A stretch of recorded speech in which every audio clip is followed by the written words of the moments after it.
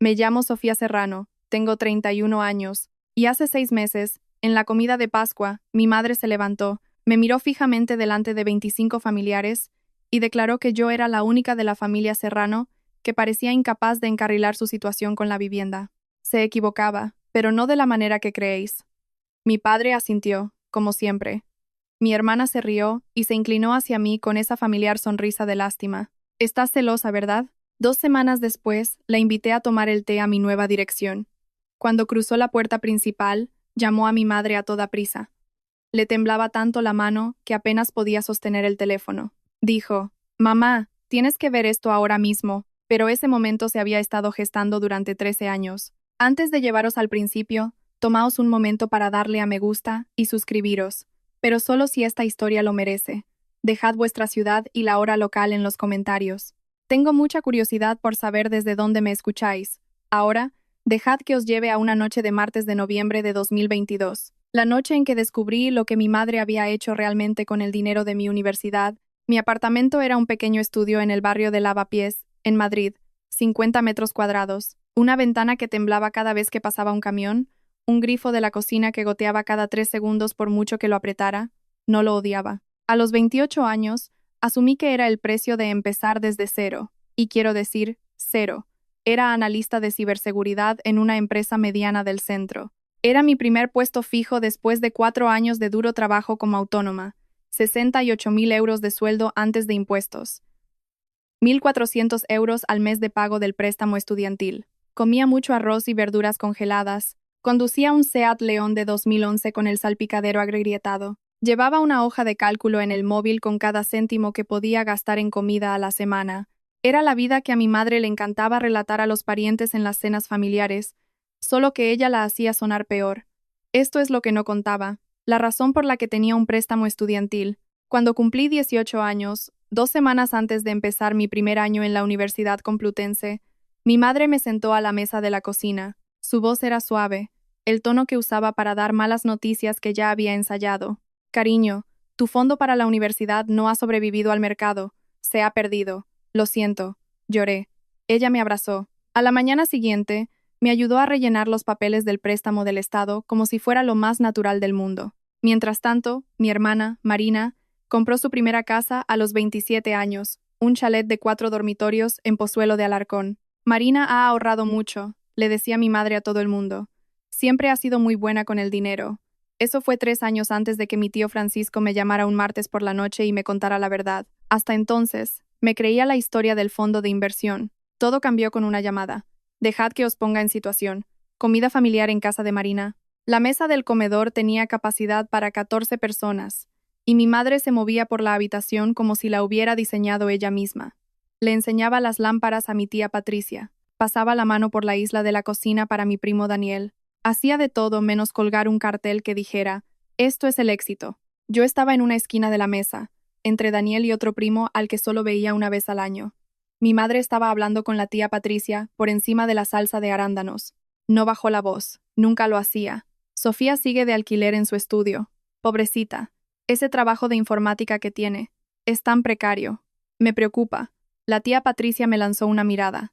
Sonreí. Luego Marina, en la cabecera de la mesa, inclinó la cabeza hacia mí como se mira a un animal enfermo. Oye, Sofía, ¿quieres que pregunte en mi inmobiliaria? El sector inmobiliario es mucho más estable que lo tuyo. Estoy bien, Marina. Solo intentaba ayudar. Mi padre miraba su plato. Cortaba el pavo en trozos muy pequeños. No dijo ni una palabra. Después de la cena, me ofrecí a fregar los platos. Marina me despachó con un gesto. «Eres una invitada», dijo amablemente, pero el subtexto era claro. «Esta es mi cocina, en la casa que yo poseo». Más tarde esa noche, sentada en mi coche antes de volver a casa, revisando mi teléfono, me di cuenta de algo. Marina había creado un nuevo chat familiar para planificar la Navidad.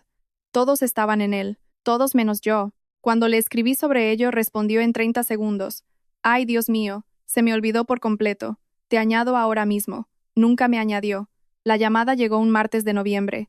Estaba sentada en el suelo de mi estudio, con el portátil abierto, depurando una configuración de firewall para una presentación a un cliente a la mañana siguiente.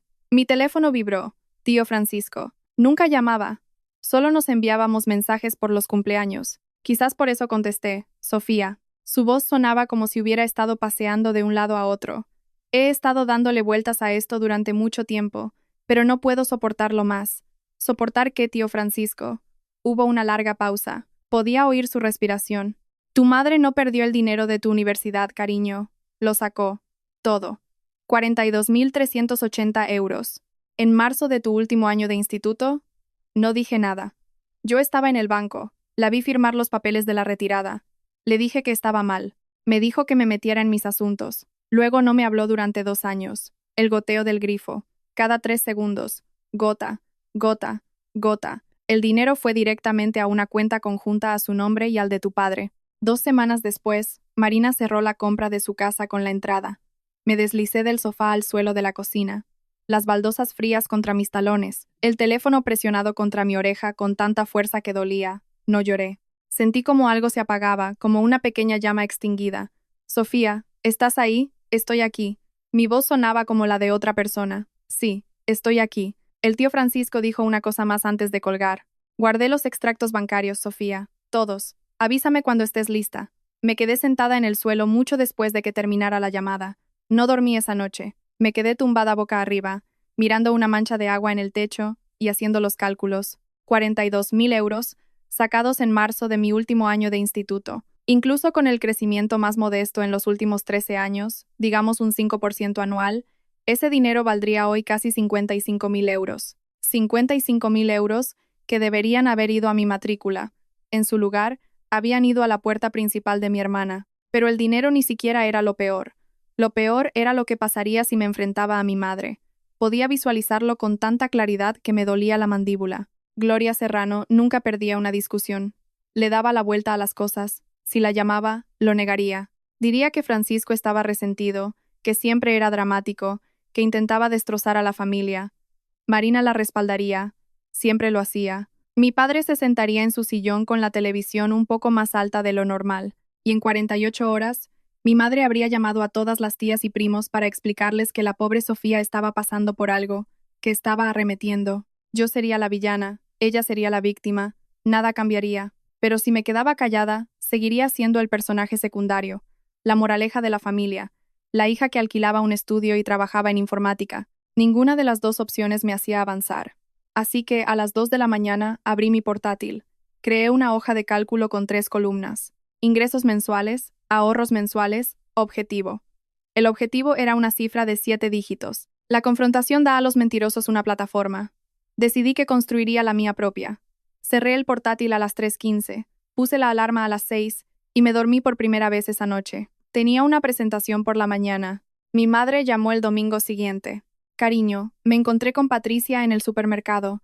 Mencionó a un casero en Guadalajara que tiene algunos apartamentos baratos. ¿Quieres que le pida el número?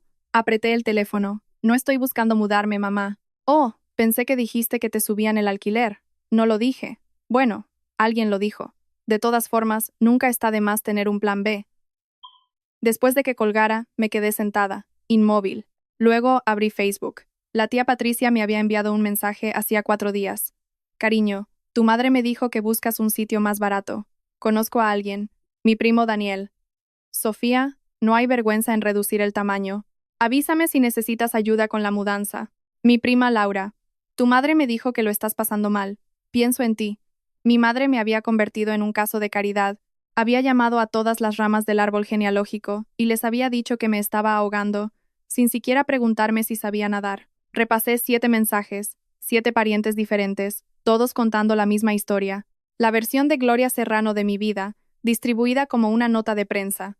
Luego vi la publicación de Marina en Facebook de esa mañana. Una foto de la cocina recién reformada de mi madre, encimeras de cuarzo blanco, herrajes de latón, con el pie de foto, tan agradecida por este espacio.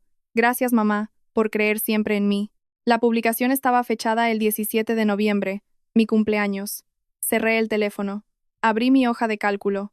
Ajusté la columna de ahorros, aumentándola en 200 euros al mes. Significaba no salir a cenar, ni ropa nueva, ni suscripciones de streaming. Me pareció bien.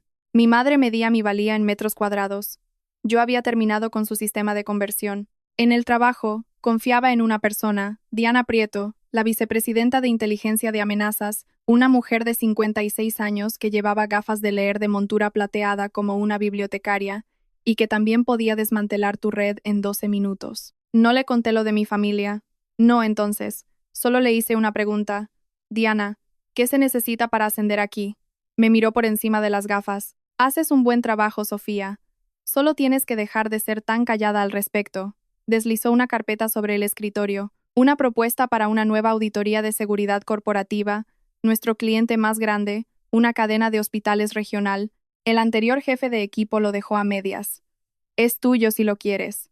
Es duro, el plazo es ajustado, pero si lo sacas adelante, mi jefe sabrá tu nombre. Acepté la carpeta. Durante los siguientes 11 meses trabajé jornadas de 12 horas, a veces 14. Vivía a base de café y pollo precocinado. Transfería automáticamente el 40% de mi sueldo a una cuenta de inversión, fondos indexados, nada exótico, y pretendía que el dinero no existía. Dejé de compartir cualquier cosa sobre mi carrera con mi familia, no porque fuera reservada, sino porque cada vez que mencionaba el trabajo, mi madre lo descartaba como si estuviera hablando de un hobby. ¿Esa cosa de los ordenadores? ¿Todavía te mantienen? La última vez que le conté un proyecto exitoso, cambió el tema a los nuevos muebles de jardín de Marina en 2 frases. Así que simplemente dejé de hacerlo, y nadie se dio cuenta. El informe de auditoría del hospital se entregó a tiempo y por debajo del presupuesto. El cliente renovó su contrato por 3 años.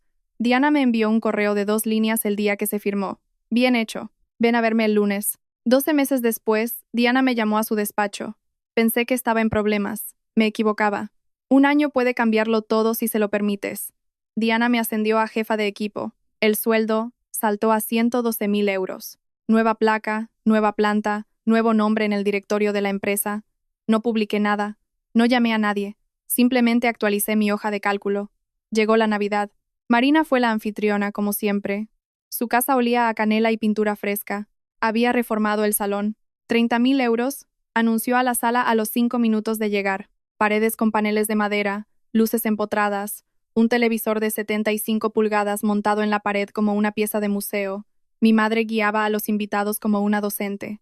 Marina eligió la madera ella misma. Tiene tanto talento. Esta distribución de la cocina fue toda idea suya. Luego me encontró junto a la mesa de las bebidas. Entonces, ¿sigues alquilando ese pequeño sitio? Sí, mamá. Bueno, al menos estás ahorrando dinero, supongo. Su voz estaba cargada de esa compasión que se reserva para los extraños en una parada de autobús. Marina apareció a su lado. Sofía, si me hubieras escuchado sobre lo de los inmuebles. Estoy bien, Marina. Solo digo que podría haberte metido en el mercado hace años. No tienes por qué ponerte a la defensiva, por supuesto. No lo estaba. Mi madre le dio una palmadita en el brazo a Marina. Tu hermana se pagó esta cocina ella misma. Eso es una buena planificación, Sofía. Tomé un sorbo de mi agua, sonreí, y no dije nada. Más tarde, en el pasillo junto al baño, Jorge, el marido de Marina, me detuvo. Llevaba 2 cervezas y parecía que preferiría estar en cualquier otro lugar. Oye, tu madre habla por los codos. Me ofreció una cerveza. No te creas todo lo que dice. Lo miré. Se encogió de hombros y se fue. Fue lo más amable que alguien en esa casa me dijo en toda la noche. Febrero, un miércoles por la noche. Estaba depurando una migración de servidor cuando mi teléfono vibró. Un mensaje de voz de un número desconocido. Voz masculina, de unos 40 años, con esa alegría forzada de alguien a quien le han dicho que llame. Hola Sofía, soy Gregorio. Gregorio Sánchez, tu madre me dio tu número. Dijo que nos llevaríamos genial. Trabajo en seguros de empresa. Tengo una casa en Getafe. Bueno, llámame cuando puedas. Borré el mensaje. 20 minutos después, un mensaje de mi madre. Gloria, Gregorio es un buen partido, Sofía. Su madre dice que es propietario de su casa. Sofía, no te pedí que me buscaras pareja. Gloria, tienes 31 años, sin casa, sin marido. Estoy intentando ayudarte. Sofía, te he dicho que no. Gloria, es propietario, Sofía. Sofía, bien por él. Gloria, vas a acabar sola. Miré fijamente la pantalla. Mi pulgar flotó sobre el teclado durante unos 10 segundos. Luego bloqueé el teléfono, lo puse boca abajo en el escritorio y volví a la migración del servidor. Ella medía cada hito con una regla de propiedad y un certificado de matrimonio. 31 y soltera, una crisis. 31 y de alquiler, una emergencia. No importaba que liderara un equipo de 9 personas. No importaba que mi empresa me confiara carteras de clientes millonarias. Nada de eso contaba en el marcador de Gloria Serrano. Terminé la migración a las 23:40 de esa noche. Despliegue perfecto, sin tiempo de inactividad. Mi equipo me envió una ráfaga de emojis de celebración por Slack. Me preparé una taza de té, me senté en el suelo de mi estudio y pensé en Gregorio Sánchez y su casa en Getafe. Luego abrí Idealista, no por Gregorio, por mí. Los siguientes 6 meses fueron una aceleración. Diana me ascendió de nuevo. Directora senior, 145.000 euros más bonus. Los fondos indexados en los que había estado invirtiendo durante los últimos 2 años casi se habían duplicado. Mi hoja de cálculo, la que empecé a las 2 de la mañana de esa fría noche de noviembre, finalmente tenía números que cantaban. Empecé a conducir por barrios los sábados por la mañana, sola, con un café en el portavasos y el teléfono en silencio. No se lo dije a nadie, ni a Diana, ni al tío Francisco, a nadie. No estaba buscando una casa, estaba buscando una sensación. La encontré en las laderas de la Sierra de Guadarrama, 4 dormitorios, un porche envolvente con vistas al valle lleno de pinos, ventanas del suelo al techo en el salón, que convertían el atardecer en una pared de ámbar y cobre, suelos de madera, una chimenea de piedra, una isla de cocina con espacio para 6 personas, sin que nadie se sintiera como si estuviera en la mesa de los niños. El precio de venta era de 950.000 euros. Hice los cálculos 2 veces. Llamé a mi asesor financiero, revisé mi cartera, luego llamé al agente inmobiliario y hice una oferta. 3 semanas después, estaba sentada en la oficina de la notaría, firmando mi nombre 47 veces. Me entregaron una llave y una carpeta con la escritura. Caminé hasta mi coche, me senté al volante y sostuve la llave en la palma de mi mano. Todavía estaba caliente por la mano del notario. No llamé a mi madre, no le envié un mensaje a Marina, no publiqué nada. Simplemente conduje hasta mi nueva casa. Abrí la puerta principal y me quedé en el salón vacío mientras las últimas luces del día se deslizaban por la pared del fondo. Tenía la llave, tenía la escritura. Lo que no tenía, todavía, era una razón para decírselo a mi familia. Aún no. Me mudé un sábado a principios de enero. Sin camión de mudanzas, sin fanfarria. Solo mi Seat León cargado con lo esencial. Ropa, mi portátil, una caja de libros y una sartén de hierro fundido que había sobrevivido a 4 mudanzas. La casa estaba vacía y era enorme. Mis pasos resonaban en los suelos de roble. La luz entraba a raudales por la pared de cristal del salón, proyectando largas franjas de luz sobre el suelo desnudo. Afuera, los pinos se mecían con una brisa que olía a lluvia y a tierra fría. Compré muebles lentamente. Primero un sofá, gris, de cojines gruesos, lo suficientemente grande como para hundirme en él. Luego un somier, una mesa de comedor que encontré en el rastro. Madera de arce maciza, ligeramente abollada. Me gustaban las abolladuras. Hacían que pareciera que se había ganado sus galones. Un fin de semana, pinté la pared del salón detrás de la chimenea de un blanco cálido. Necesitó 2 capas y me costó la mayor parte de una tarrina de helado. Me dolían los brazos. Pero no me importó. La única persona a la que invité fue a Diana. Se paró en la entrada, mirando hacia el techo abovedado, luego a través del cristal hacia el valle. Estuvo en silencio durante mucho tiempo. Es espectacular, Sofía. ¿Lo sabe tu familia? Todavía no. Me estudió la cara. No los estás castigando ocultándolo. Te estás protegiendo. Quizás les serví una copa de vino. O quizás simplemente no quiero darles una cosa más para que la rompan. Esa noche, después de que Diana se fuera, abrí una caja de archivos que había estado evitando. Encima estaban los documentos de la casa. Debajo, un documento doblado en un sobre de Manila, el que el tío Francisco me había enviado la semana anterior. Lo miré. Luego puse ambos documentos en el cajón superior de mi escritorio. Había un segundo documento en ese cajón. Todavía no estaba lista para mirarlo. En marzo, la hija de Marina, Lucía, cumplió 4 años. La fiesta fue en casa de Marina. La familia se agolpaba en el patio trasero bajo una carpa alquilada. Llevé un elefante de peluche y una tarjeta con un billete de 20 euros dentro. Lucía me abrazó las piernas y salió corriendo. Ese momento fue bueno. Luego mi madre me presentó a sus nuevas amigas del club de lectura, que también estaban allí. Esta es Sofía, mi hija menor. Puso una mano en mi hombro. Todavía está encontrando su camino. Soy directora senior y su madre es analista de ciberseguridad. Mi madre se rió. No porque algo fuera gracioso, sino el tipo de risa que llena un vacío. Oh, esos títulos de tecnología. Cambian cada semana, ¿verdad? Marina pasó por detrás de nosotros con una bandeja de cupcakes. Al menos es positiva al respecto. Las del club de lectura sonrieron educadamente. Yo también sonreí. Luego vi a alguien que no esperaba.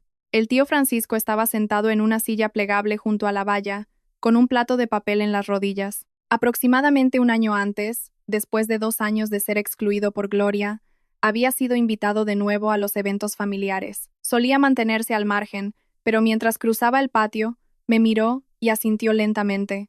Me senté a su lado. Los extractos bancarios que te envié, dijo en voz baja. La firma de tu madre está ahí. La fecha, la cantidad, el número de cuenta. ¿Los has leído? No, tío Francisco. Pronto. Tómate tu tiempo. No se van a ir a ninguna parte. Al otro lado del patio, mi madre nos observaba. Vi su expresión cambiar por una fracción de segundo, algo tenso alrededor de sus ojos. Luego se giró hacia la tía Patricia y comenzó una historia sobre las nuevas jardineras de Marina. Francisco, gritó a través del patio, lo suficientemente alto. No le llenes la cabeza con tus tonterías. Siempre eres tan dramático. Francisco tomó un sorbo de su limonada y no dijo nada.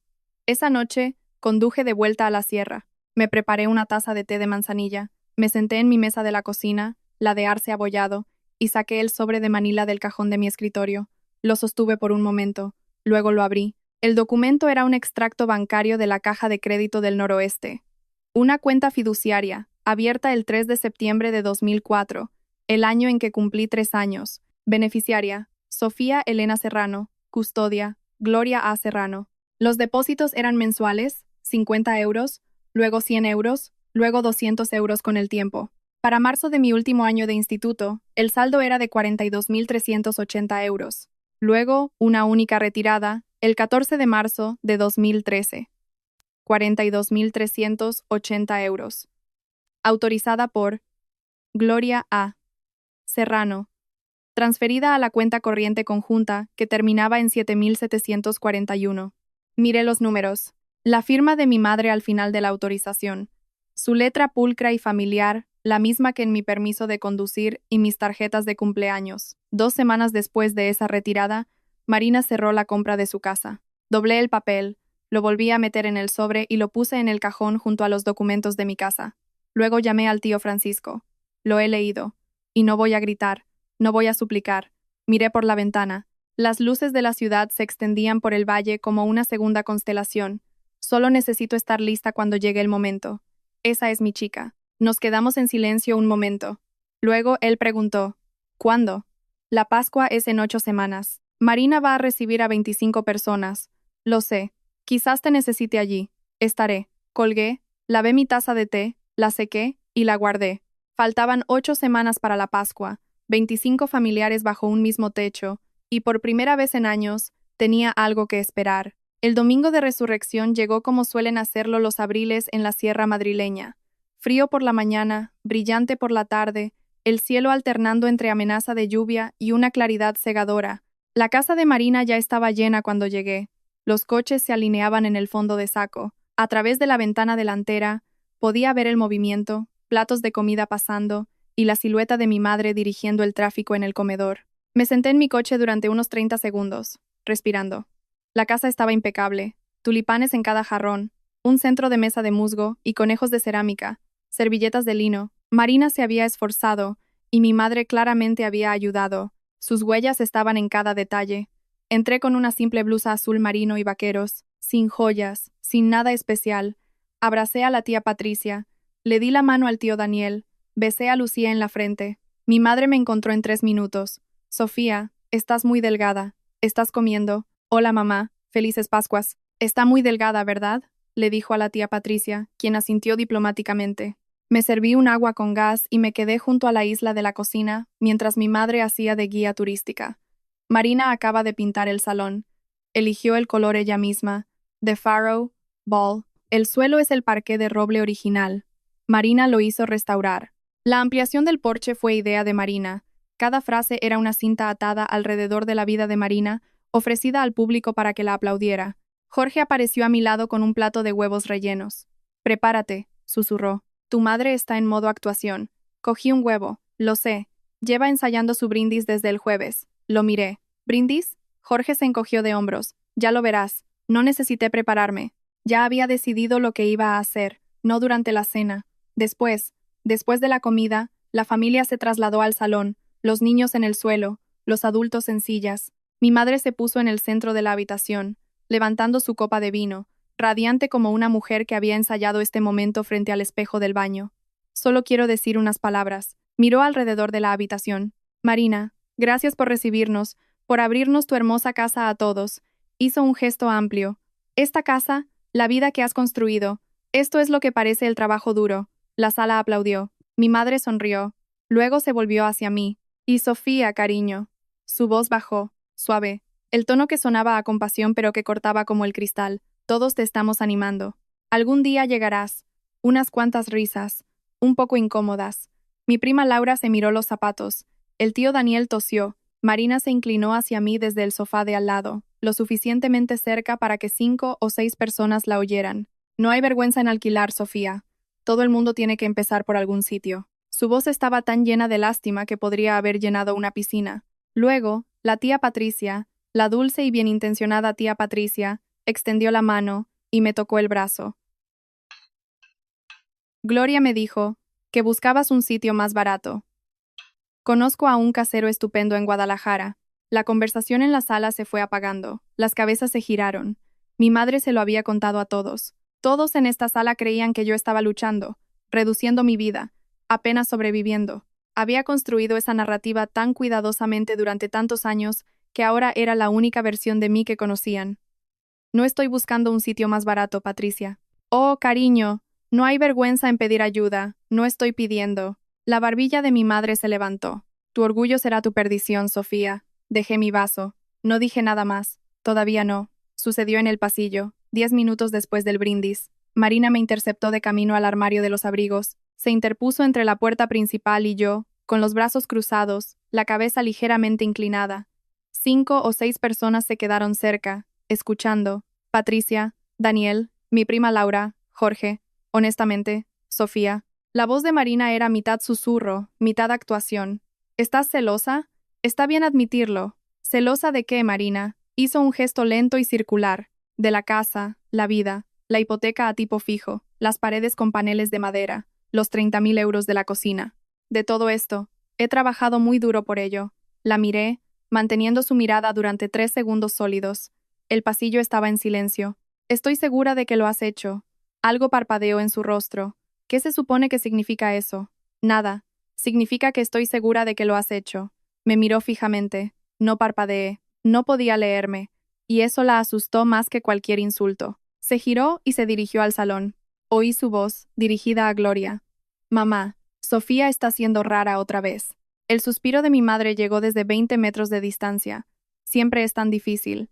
En la esquina del salón, el tío Francisco dejó su taza de café en una mesita. Su mirada se movió lentamente de Marina a Gloria y se detuvo allí. Gloria lo notó. Por un instante, su mirada se encontró con la de él. Luego se apartó y empezó a recoger platos de postre como si nunca lo hubiera visto.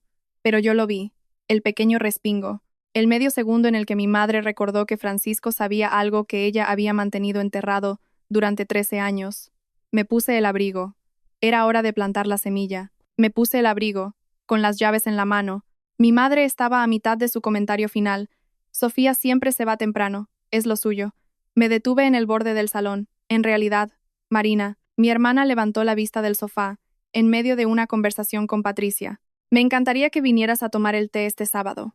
Acabo de mudarme a un sitio nuevo. Hubo un pequeño cambio en la habitación. No dramático, solo un ligero cambio en la atmósfera, como la caída de la presión barométrica antes de una tormenta.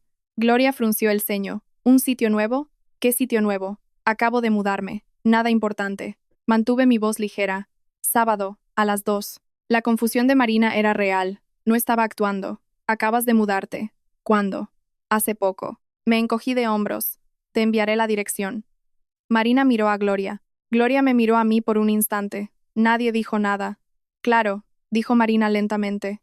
Iré. Genial. Trae a Jorge si quieres. Me encogí de hombros al ponerme el abrigo. Gracias por recibirnos, Marina. La cena estuvo deliciosa. Salí por la puerta principal y no miré hacia atrás. El aire fresco y frío de la tarde me golpeó en la cara. Detrás de mí, oí la voz de mi madre, ya recuperando el control. Probablemente ha alquilado otro apartamento. Ya la conocéis. Pero me di cuenta de otra cosa cuando la puerta se cerró. El tío Francisco seguía sentado en su silla de la esquina, observándome ir. Estaba sonriendo, por primera vez en toda la noche. Conduje a casa, mi casa, en las colinas oscuras, los árboles negros contra un cielo gris, mis manos firmes en el volante. Faltaban 5 días para el sábado. Por primera vez en años, no podía esperar a abrir mi puerta. Vale, una pausa rápida. Antes de que Marina llame a la puerta, quiero preguntaros algo. ¿Alguna vez un miembro de vuestra familia se ha atribuido el mérito de vuestros logros? ¿O ha difundido historias falsas sobre vosotros solo para quedar bien? Compartidlo en los comentarios. Quiero escuchar vuestras historias. Y si has llegado hasta aquí, pulsa el botón de suscripción. No querrás perderte lo que sucede cuando Marina cruza esa puerta. Sigamos. El sábado llegó lentamente. Pasé la mañana limpiando, no porque la casa estuviera sucia, sino porque necesitaba algo que hacer con las manos. Aspiré los suelos de madera ya impecables. Limpié las encimeras de granito que nadie había usado. Coloqué 2 tazas de porcelana, una al lado de la otra, en la encimera. Luego horneé un bizcocho de limón y arándanos. La receta era de un libro de cocina que encontré en una tienda de segunda mano durante mi primer mes en el estudio. Salió dorado y ligeramente imperfecto. Perfecto. A la 1:30, la casa olía a azúcar y cítricos. El sol de la tarde entraba por las ventanas del salón, convirtiendo los suelos de roble en miel. El valle se extendía bajo el porche en capas de verde y gris. Me cambié a un jersey de color crema y vaqueros. No más maquillaje del que suelo llevar. Sin tacones. Esto no era una actuación. La casa hablaría por sí misma. A la 1:45, mi teléfono vibró. Marina, de camino. ¿Cuál era la dirección? Ya te la envié. Marina, espera. La Sierra de Guadarrama. Bonita zona. ¿Estás cuidando la casa de alguien? Jaja. No respondí. Dejé el teléfono en la encimera de la cocina, puse agua caliente en la tetera y la coloqué en la mesa junto al bizcocho. 2 sillas, 2 servilletas, sencillo. Luego me senté en mi salón y miré por la ventana. Los pinos se mecían con una ligera brisa. En algún lugar lejano, abajo, la sirena de un coche sonó y se apagó. Mis manos ya no temblaban. Estaban, por primera vez en años, completamente quietas. Oí la grava crujir en el camino de entrada exactamente a las 2:03. Me levanté, me alicé el jersey y fui a la puerta principal.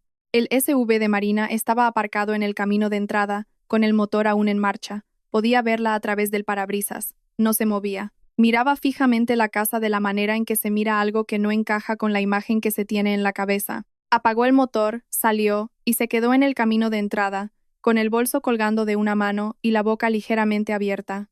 Abrí la puerta principal. Hola, entra. El té está listo. Subió por el camino de pizarra, el chasquido de sus tacones contra las losas. Se detuvo en la entrada y miró hacia arriba.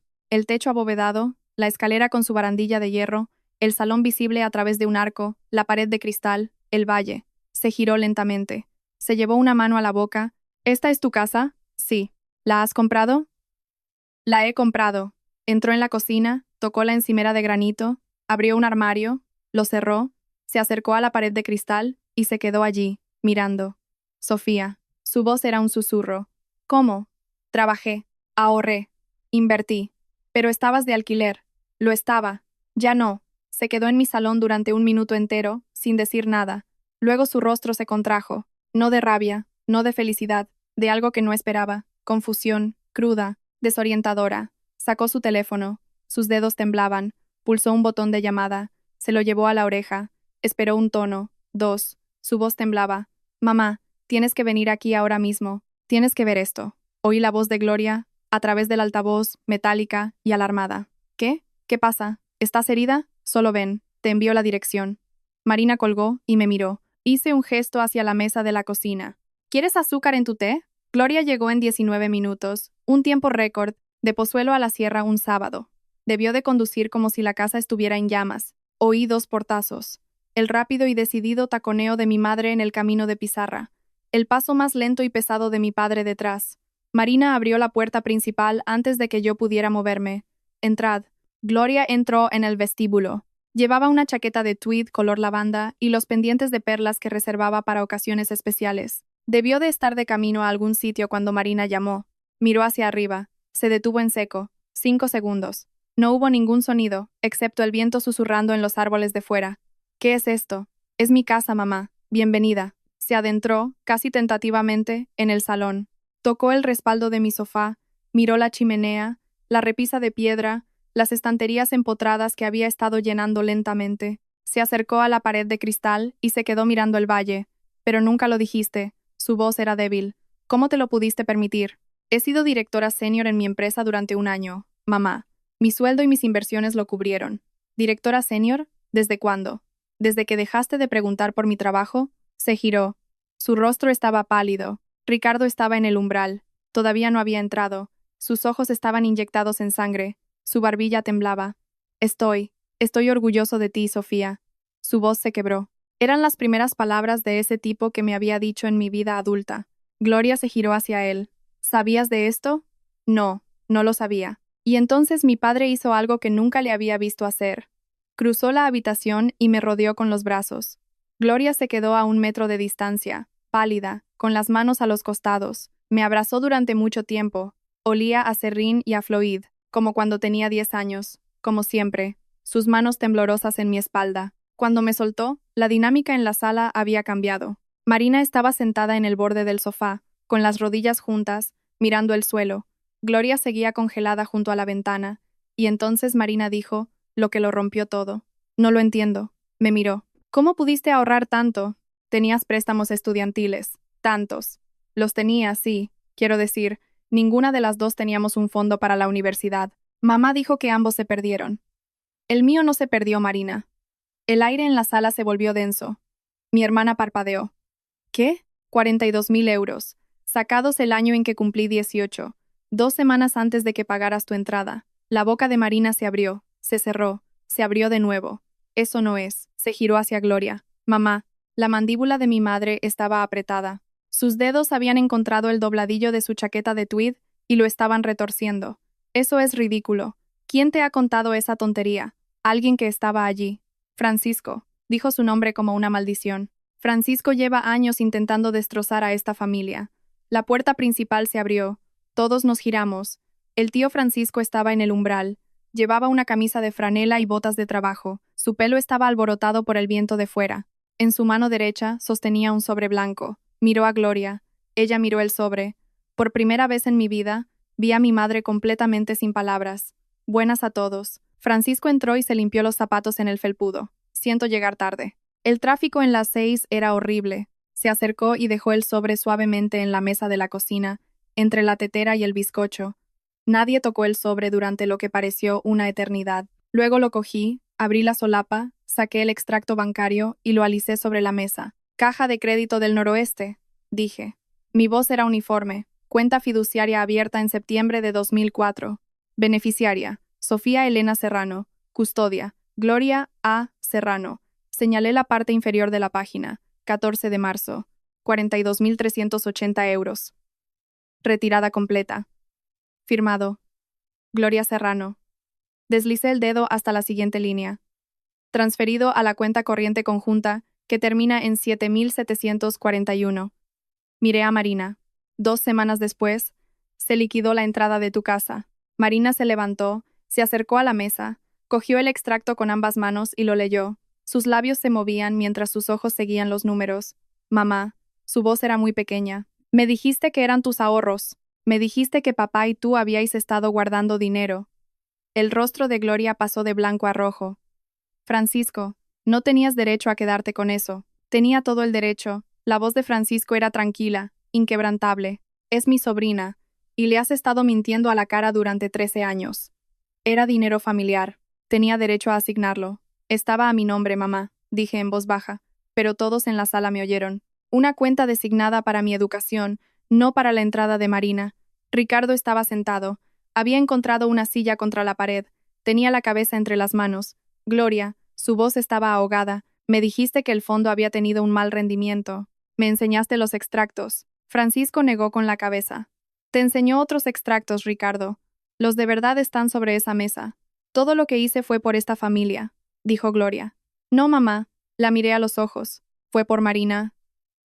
Marina dejó el extracto bancario, apoyó las palmas de las manos sobre la mesa y miró la veta de la madera. Mamá, no levantó la vista. Me dijiste que eran tus ahorros. Me dijiste que el fondo de Sofía se había perdido. Hice lo mejor que pude. La voz de Gloria era más aguda. más rápida, a la defensiva. Marina, necesitabas una casa. Te ibas a casar. Sofía siempre. Siempre se ha apañado sola. Me apañé sola porque no me diste otra opción, dije. Marina me miró. Su rímel empezaba a correrse. No lo sabía, Sofía. Te juro que no lo sabía. No preguntaste. Mantuve mi voz tranquila. Eso no es lo mismo que no saber. Se estremeció. Solo un poco. Un estrechamiento de los ojos, un pequeño respingo, pero fue real. Sabía que yo tenía razón. Jorge había estado de pie en la entrada de la cocina todo este tiempo, con los brazos a los costados.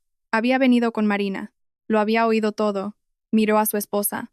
Marina, tenemos que hablar de esto en casa. Jorge, por favor. Tu hermana construyó esta casa, miró alrededor de la habitación, sola, mientras tu madre le decía a todo el mundo que estaba arruinada. Piensa en eso. Marina se apretó los dedos contra los párpados. Lloraba en silencio. La forma en que se llora cuando las lágrimas han estado esperando demasiado tiempo. Ricardo finalmente levantó la cabeza. Su voz era apenas un susurro. Gloria, me dijiste que el fondo tuvo un mal rendimiento. Vi los informes. Mostraban pérdidas. Francisco se cruzó de brazos. Te enseñó resúmenes falsos, Ricardo. El registro real de la cuenta, el de la cooperativa de crédito, tiene su firma en la retirada. No es ambiguo. Ricardo miró a la mujer con la que había estado casado durante 36 años. Ella miraba al suelo. No dijo nada más. No lo necesitó. Mi madre lo intentó una vez más. Sofía. Se enderezó, buscando su voz, la que usaba en las reuniones de padres y profesores, en las comidas familiares, en cualquier ocasión en la que necesitara poseer la sala. Después de todo lo que he hecho por ti, te crié, te alimenté, mantuve a esta familia unida, me criaste, asentí, es cierto, y estoy agradecida por las partes que fueron reales. Empezó a hablar. Levanté una mano, no agresivamente, solo para hacer una pausa. Pero también me robaste y mentiste sobre ello durante 13 años. Ambas cosas pueden ser ciertas, mamá. Eres mi madre, y también eres esto. Eso debería significar algo. El silencio que siguió fue lo más grande que jamás había oído en mi propia casa. Respiré hondo. No voy a cortar lazos con nadie, pero algunas cosas van a tener que cambiar. Miré a cada uno de ellos. Marina, Gloria, Ricardo. No tenéis derecho a decirle a la gente que estoy luchando cuando no es así. No tenéis derecho a definir mi vida ante la familia. No tenéis derecho a reescribir mi historia para que la vuestra suene mejor. La boca de Gloria estaba abierta. No salieron palabras. Y si queréis estar en esta casa, hice una pausa. Venís como invitados, no como narradores. La tetera todavía estaba caliente sobre la mesa. El bizcocho seguía intacto en su plato. No estoy pidiendo el dinero de vuelta, dije. No lo necesito. Construí todo esto sin él. Pero sí espero que dejéis de mentir sobre quién soy. Nadie dijo nada. Cogí la tetera, llené 2 tazas y puse una delante de Marina y otra en la silla vacía a su lado. El té se está enfriando. Por primera vez que yo recordaba, Gloria no tenía absolutamente nada que decir. Si alguna vez has tenido que establecer un límite con la persona que te crió, y sé que es una de las cosas más difíciles que una persona puede hacer, deja un comentario abajo. Y si esta historia te ha llegado al corazón, compártela con alguien que necesite escucharla hoy. A veces, saber que no estás solo marca toda la diferencia. Sigamos. Todavía hay más. Las consecuencias llegaron rápidamente. Para el domingo por la noche, la historia se había extendido por la familia como agua a través de una grieta en los cimientos. Jorge se lo contó a su hermana. Su hermana se lo contó a su marido. Marina, intencionadamente o no, confirmó los detalles a la tía Patricia por teléfono esa noche. Y una vez que Patricia lo supo, era tan bueno como publicarlo en el periódico. Mi teléfono empezó a sonar el lunes por la mañana. Patricia, Gloria nos dijo que estabas arruinada. No teníamos ni idea, Sofía. Todos estos años, simplemente la creímos. Tío Daniel. Oye, niña, ¿por qué nunca dijiste nada? ¿Me habrías creído a mí por encima de ella? El silencio al otro lado de la línea fue la respuesta. Mi prima Laura me envió un mensaje. Me siento fatal. Siento todas las veces que te ofrecí una ayuda que no necesitabas. Durante la semana siguiente, los parientes empezaron a llamar a Gloria, no para ofrecerle consuelo, sino para hacer preguntas difíciles, preguntas que no podía desviar con una risa o un gesto de la mano. La respuesta de Gloria fue predecible. Culpó a Francisco. Siempre ha estado celoso de nuestra familia. Está intentando destruir todo lo que he construido. Pero había un extracto bancario en la mesa de la cocina de una casa en la sierra con su firma en la parte inferior. Las palabras no pueden borrar la tinta. Una por una, las llamadas a Gloria cesaron. No con enfrentamientos dramáticos, sino simplemente con silencio. Patricia no la invitó a su club de lectura ese mes. Daniel no le pidió que organizara la barbacoa del Día de la Hispanidad. Laura eliminó a Gloria del chat familiar, el mismo al que nunca me habían añadido. Mi madre había perdido lo que valoraba más que el dinero, la narrativa. Durante 13 años había sido la autora de cada historia de la familia Serrano. Ahora estaban leyendo una versión diferente, y la creían porque era verdad. Marina llamó 3 días después. Yo estaba en mi porche, viendo un halcón de cola roja planear en las corrientes térmicas sobre el valle. Mi teléfono vibró. Dejé que sonara 2 veces antes de contestar. Sofía. Su voz era más pequeña de lo que nunca la había oído. No dejó de pensar en ese extracto bancario. Val. Debería haber preguntado de dónde venía el dinero. Tenía 23 años y solo quería tanto esa casa. Jorge y yo nos íbamos a casar, y mamá dijo que había estado ahorrando durante años y... Se interrumpió. No quise mirar demasiado de cerca. Lo sé. Lo siento, Sofía. De verdad que lo siento. Gracias. Eso significa mucho. Hubo una pausa. Podía oír su respiración entrecortada, el tipo de jadeo que se produce entre llantos. Jorge y yo hemos estado hablando mucho, dijo. La has tratado de la manera en que tu madre te enseñó a tratarla. Tenía razón. Ahora lo veo. Marina, no necesito que seas perfecta. Solo necesito que seas honesta. Dejó escapar un sonido que fue mitad risa, mitad sollozo. Eso es lo más aterrador. Nos quedamos en silencio un momento. No fue un silencio incómodo, sino el tipo de silencio que significa que algo está cambiando, aunque todavía no puedas ponerle nombre. Luego dijo algo que no esperaba. Jorge casi me deja el año pasado. ¿Lo sabías? No. Mamá llamaba todos los días, diciéndome cómo criar a Lucía, cómo decorar la casa, qué debería hacer Jorge con su carrera. Jorge dijo que no se había casado con ella, se había casado conmigo, y que si no podía ver la diferencia, se había acabado. No quise verlo, dijo en voz baja, porque si lo veía, tendría que responder. Dejé que sus palabras flotaran. No necesité añadir nada más. 2 semanas después, llamó mi madre. Estaba preparando la cena. Pollo asado, patatas al romero, una ensalada verde. Contesté al cuarto tono. Sofía. Su voz era diferente, más pequeña, despojada de su pulido. Hola, mamá. Nadie me llama. Patricia no devuelve mis mensajes. Daniel dice que necesita espacio. Dijo la palabra como si tuviera un sabor extraño. Tu hermana apenas me habla. Eso no es culpa mía, mamá. Solo quería que Marina tuviera un buen comienzo. Eso es todo lo que fue. A mis espaldas, sin decírmelo, sin preguntarme, hubo un largo silencio. Pensé que nunca te enterarías. Puse el fuego más bajo, apoyándome en la encimera. Eso es lo que más me duele, mamá. No el dinero. El hecho de que estuvieras tan cómoda mintiéndome durante tanto tiempo, podía oír su respiración, rápida y superficial, la forma en que se respira cuando se intenta no llorar. Por un momento, casi sentí lástima por ella. Casi. ¿Podemos volver a como era antes? No. Pero podemos avanzar si estás dispuesta a ser honesta. Estuvo en silencio durante mucho tiempo. Podía oír el tic-tac del reloj en su cocina a través del teléfono, el mismo reloj que había colgado sobre la estufa durante toda mi infancia. No sé cómo, dijo finalmente. Cerré los ojos. Esa es la primera cosa honesta que me has dicho en 13 años. Colgó. Terminé de preparar la cena. El sábado siguiente, sonó el timbre de mi puerta. Era solo mi padre, sin Gloria. Llevaba una caja de herramientas. La barandilla de tu porche parecía un poco floja la última vez que estuve aquí. ¿Te importa si la arreglo? Mantuve la puerta abierta. Entró. No hablamos mucho esa tarde. Él arregló la barandilla. Yo preparé café. Nos sentamos en el porche y vimos cambiar la luz. No fue nada trascendental, pero estuvo allí. Llegó el verano. Estaba en una reunión de toda la empresa un martes por la mañana, cuando Diana me presentó. Nuevo título: Vicepresidenta de Operaciones de Seguridad. 200 personas en la llamada de Zoom. 3 oficinas viéndolo en pantallas grandes. Sofía Serrano ha sido la columna vertebral de nuestras operaciones de seguridad durante los últimos 3 años, dijo Diana. Se lo ha ganado con creces. La gente aplaudió. Les di las gracias y me senté. Mis manos estaban firmes. No publiqué nada al respecto. No se lo conté a mi familia. Todavía no. Hay algunas cosas que tienes que guardar para ti primero. El fin de semana siguiente, invité al tío Francisco a cenar. Trajo una botella de Rioja y esa sonrisa tranquila que tiene cuando esconde algo. Cenamos en la terraza. El atardecer tiñó el valle de cobre y púrpura. Los pinos se mecían con una brisa cálida. Después de la cena, Francisco dejó su copa y me miró. Tu abuela estaría tan orgullosa, Sofía. Hice una pausa. ¿La abuela Margarita? Ella fue quien abrió ese fondo para ti, no tu madre. Margarita empezó ese fondo el año en que naciste. 50 euros al mes de su pensión. Le dijo a Gloria que lo guardara para tu educación, que no lo tocara para nada más. Dejé mi tenedor. Mamá nunca me lo dijo. No, no lo haría. Mi abuela murió cuando yo tenía 14 años. Recuerdo que sus manos siempre estaban calientes y olían a jabón de lavanda. Recuerdo que cada vez que la visitaba me decía, tú eres la testaruda, Sofía.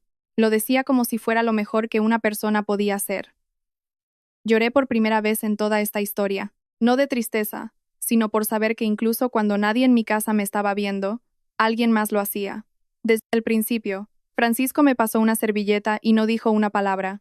Marina y yo empezamos a vernos una vez al mes, nunca en casa de ninguna de las dos, un terreno neutral, una cafetería en la calle Fuencarral con mesas que se tambaleaban y un espresso tan fuerte que podría quitar la pintura.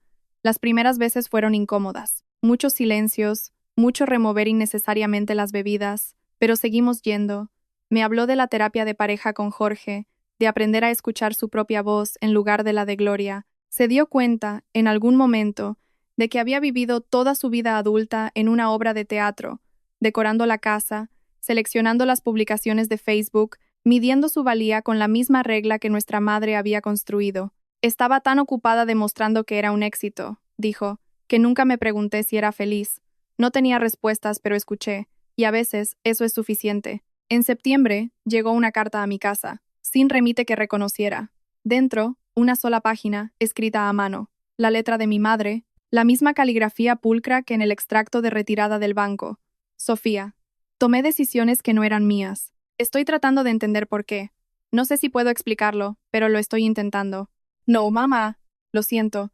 No era una disculpa florida, solo una apertura, pequeña e incierta, como una grieta en un muro. La leí 2 veces, la doblé con cuidado y la puse en el cajón superior de mi escritorio, junto a los documentos de mi casa y el extracto bancario. 3 documentos que contaban la historia de quién había sido mi familia y en qué podríamos convertirnos. Una semana después, Marina me invitó a su casa para una comida familiar. No tienes que venir, dijo, pero me gustaría que lo hicieras. ¿Estará mamá? Sí. Lo pensé durante exactamente un día. Iré, pero conduciré yo misma y me iré cuando me sienta cómoda. Eso es justo. La primera vez, de verdad. Estoy sentada en mi salón contándoos esta historia. Hay un fuego en la chimenea. Hay una taza de café en la mesita que se ha enfriado porque llevo mucho tiempo hablando con vosotros. Afuera, el valle está gris bajo nubes bajas, y los pinos se mecen lentamente, como hacen cuando el viento no puede decidir en qué dirección soplar. Mi madre medía el éxito en metros cuadrados. Mi hermana lo medía en comparaciones. Mi padre lo medía en mantener la paz, lo que resulta que no es lo mismo que mantener a nadie a salvo.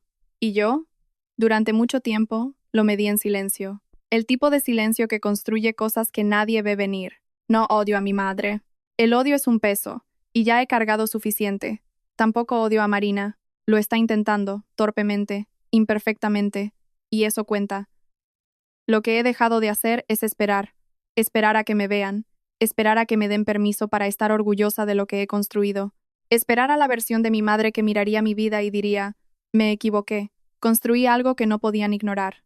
No para castigarlos, no para demostrar que estaban equivocados, sino porque merecía una vida que no estuviera definida por la narrativa de otra persona. Si vives en una familia donde tu valor se mide con la regla de otra persona, deja esa regla. No tienes que romperla, no tienes que tirarla, simplemente déjala y coge la tuya. La puerta principal de mi casa tiene un cerrojo que pagué, en una puerta que elegí, para una casa que construí. Pero la mejor parte no es la casa. La mejor parte es que soy yo quien decide quién tiene la llave. 3 cosas que aprendí por las malas. 1. El silencio no es debilidad. A veces es estrategia. La respuesta más fuerte que le di a mi familia fue una casa en una colina y una tetera sobre una mesa. 2. No le debes a nadie una confrontación, pero te debes a ti misma la verdad. Un extracto bancario no lo arregló todo, pero significó que nadie podría reescribir mi historia nunca más. 3. Los límites no son muros. Son puertas con mejores cerraduras. Mi madre puede llamar. Simplemente ya no puede entrar y reorganizar los muebles. Si alguna de estas 3 lecciones resuena contigo, deja un comentario y dime cuál te ha impactado más. Leo todos los comentarios. Y si quieres otra historia sobre alguien que se negó a ser definido, he incluido un enlace en la descripción que creo que te gustará. Gracias por quedarte hasta el final. De verdad lo aprecio. Nos vemos en la próxima.